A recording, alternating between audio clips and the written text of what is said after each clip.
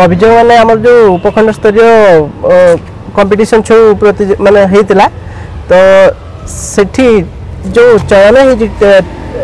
team सब छौ team तो जो गुरु मैंने सब थिले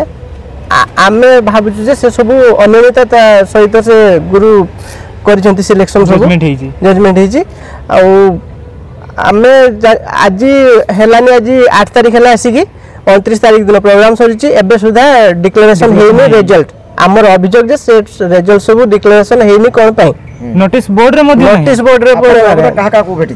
हमें जाइए सब कलेक्टर को भेटलु से हमको हाँ से कहले जे आपन जाइए वीडियो को देखा करंतु जो जो ब्लॉक रे हिजी से मोरडा ब्लॉक रो से जाइए देखा करंतु तो एठी आसी हम देखा गलु से कहले मु केवल ऑर्गेनाइज करछि मु या विषय किछि कहि परबी नाही अब जो से कोन कहतले नोटिस लागबो बोली कहतले नोटिस सब कलेक्टर हमको से डायरेक्ट कहतले जे नोटिस सेठी झुला जिवो पुनी आउ जो टीम सिलेक्शन जे ताकू फोन माध्यम रे मेल माध्यम रे जणा जिवो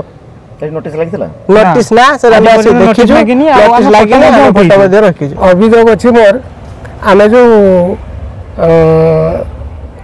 उपखंड स्तरीय जो प्रतियोगिता में जाइथिलु